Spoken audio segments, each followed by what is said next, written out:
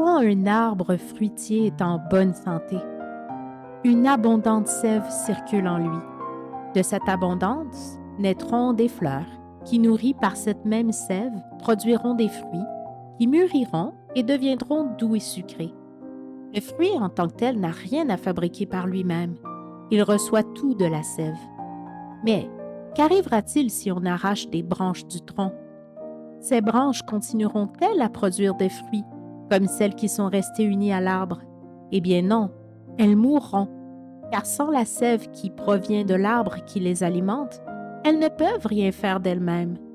Elles dépendent de leur attachement à leur source vitale, le tronc d'arbre, là où provient la vie qui circule en s'étendant vers elles. Dans Jean chapitre 15, Jésus déclare à ses disciples: « Demeurez en moi, et je demeurerai en vous. Comme le sarment ne peut de lui-même porter du fruit s'il ne demeure attaché au cep, ainsi vous ne le pouvez non plus si vous ne demeurez pas en moi. Je suis le cep, vous êtes les sarments. Celui qui demeure en moi et en qui je demeure porte beaucoup de fruits, car sans moi, vous ne pouvez rien faire. » Quand un individu se convertit, une chose extraordinaire se produit.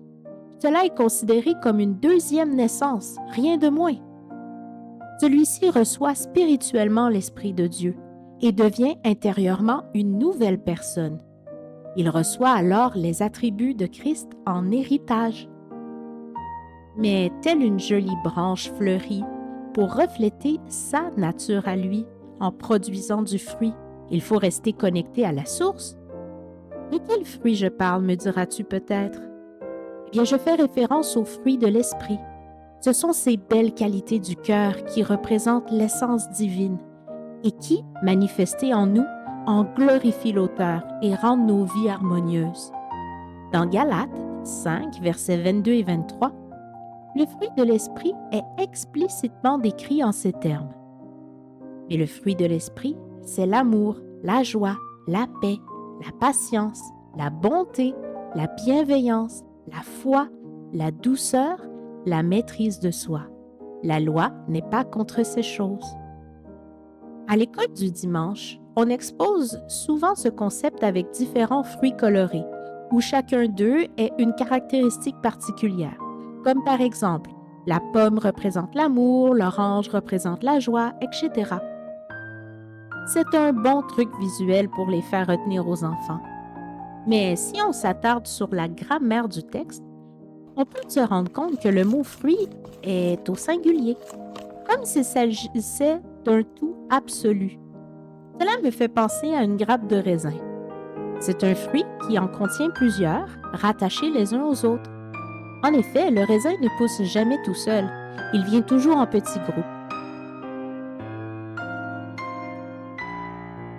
J'aimerais porter ton attention sur le passage de Jean 15 cité plus tôt, celui où Jésus stipule qu'il est le cep, nous les sarments, et qu'on ne peut porter du fruit, encore au singulier, sans lui. Dans ce texte, le Seigneur cite son Père comme étant le vigneron de l'arbre, ce qui implicitement suggère une vigne produisant du raisin. Tu pris une résolution pour la nouvelle année? Si je peux me permettre une suggestion, demeurez en étroite relation avec le Seigneur et désirez le représenter et le glorifier sur terre en revêtant sa nature divine est une noble aspiration. Je te propose, par le biais d'une série spéciale, qu'on approfondisse chacune des qualités mentionnées plus tôt. Ceci nous permettra d'en saisir toute la beauté, mais aussi la pertinence de les appliquer au quotidien. Bien que Dieu soit la référence par excellence de tous ces aspects, puisqu'il en est le détenteur et l'auteur, je prendrai soin de citer en exemple des humains, comme toi et moi, pour nous encourager à se dire qu'il est possible de porter ce fruit spirituel avec l'aide de notre Créateur.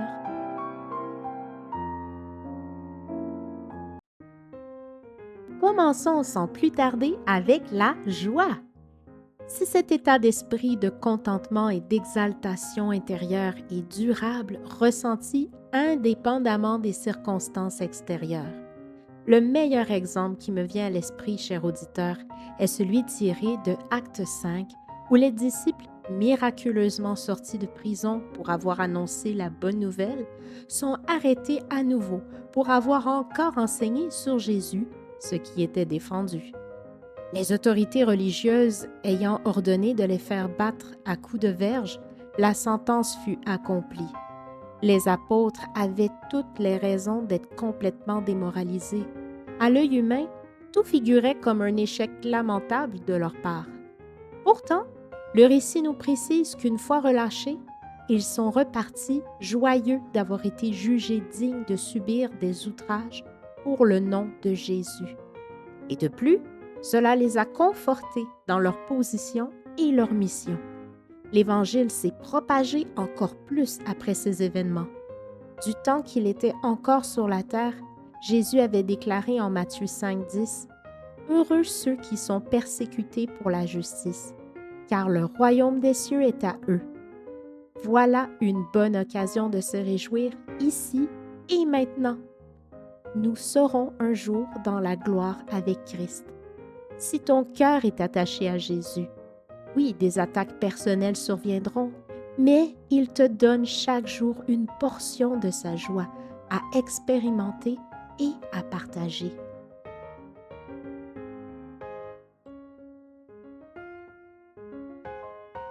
J'aimerais enchaîner ensuite avec la paix. On peut la diviser en deux catégories, celle que Dieu donne et celle qu'on propage autour de soi. Dans les deux cas, elle est providentielle. Elle peut se traduire par la certitude que Dieu est souverainement en contrôle des événements qui croisent notre chemin, que rien n'échappe à sa main et que peu importe, il marche à nos côtés, quitte à nous porter lorsque la route est insoutenable.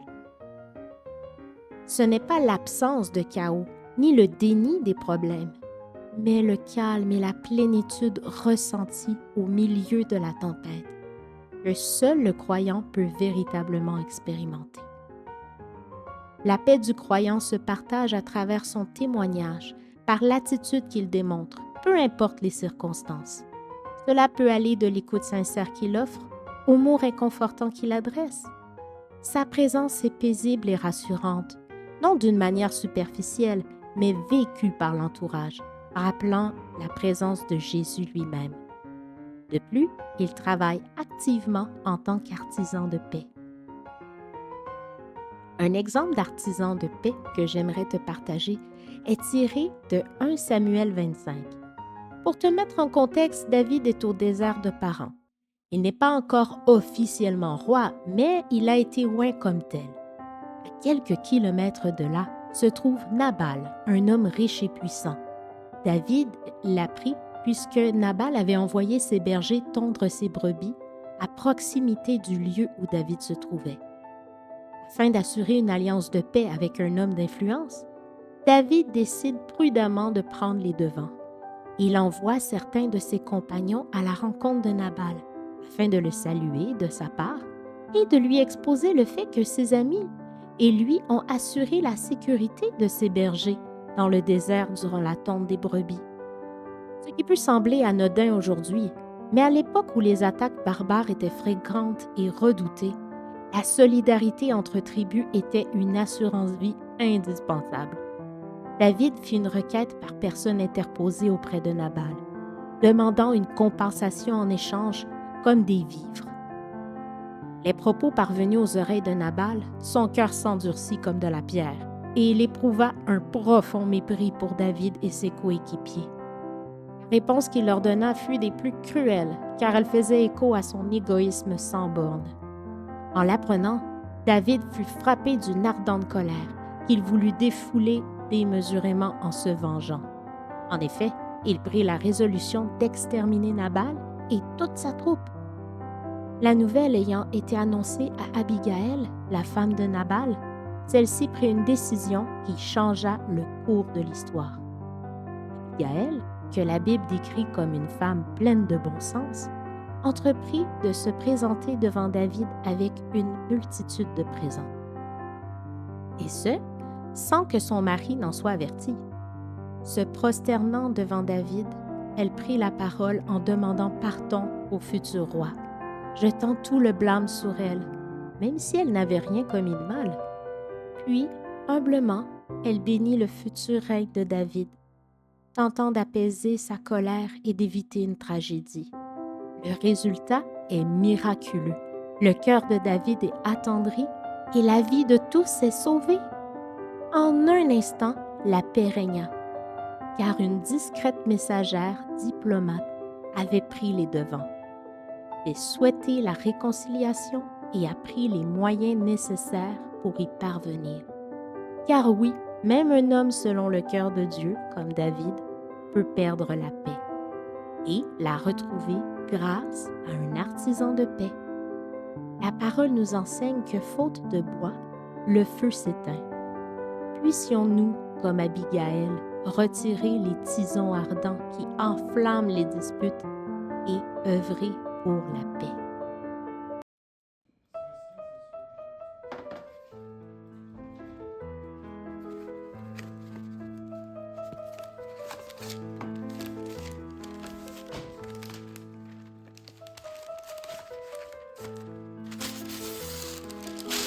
J'aimerais clore aujourd'hui avec le thème de la douceur. La douceur est souvent vue comme une marque de faiblesse, car elle naît dans l'humilité, mais elle est au contraire une force sous contrôle et une puissante arme sous-estimée. La parole nous dit que une réponse douce calme la fureur, mais une parole dure excite la colère. Ce qui me fait penser à un fait vécu dont ma mère a été témoin. Un jour, à la banque, une femme en colère se mit à disputer la caissière avec qui elle s'entretenait. Ses cris attirèrent l'attention de tous les gens présents sur les lieux, dont une vieille dame. Se tournant vers l'aînée en question, la femme en furie lui demanda agressivement ce qu'elle voulait en la regardant ainsi. La réponse de la femme âgée fut des plus déconcertantes. « Je ne voulais qu'admirer vos beaux longs cheveux, madame, rien d'autre, » avoua-t-elle tendrement, le regard penaud. Cette réplique donnée à point produisit un effet miroir des plus spectaculaires. En un clin d'œil, la tempête laissa place au calme. Saisissant, n'est-ce pas? L'exemple biblique de douceur que je voudrais te partager est tiré de Jean, chapitre 12. Jésus est invité à souper chez des amis à Béthanie. Une des hôtes, Marie, verse du parfum dispendieux sur les pieds de Jésus, puis les lave en guise d'accueil chaleureux. Facile à faire, tu diras, car Jésus c'est Dieu. Mais personne d'autre n'y avait pensé. Tu vois, la douceur, c'est aussi cette petite marque de tendresse intentionnelle qui fait toute la différence. L'ordinaire produit l'extraordinaire, car la douceur a le don de changer une atmosphère, une ambiance, le cours d'une conversation. La douceur, c'est un antidote à l'anxiété et à la mauvaise humeur. Encore un signe de faiblesse selon toi? Mon cher ami, ma prière pour toi et moi est que Jésus manifeste à travers nous sa joie, sa paix et sa douceur pour sa plus grande gloire. Saurais-tu relater un moment précis où le fruit de l'Esprit s'est révélé de façon inattendue dans ta vie? N'hésite pas à le partager pour l'édification du corps de Christ. J'aimerais te lire dans la section des commentaires. Je te dis à bientôt pour la suite de notre série sur le fruit de l'Esprit et comme toujours, que Dieu te bénisse.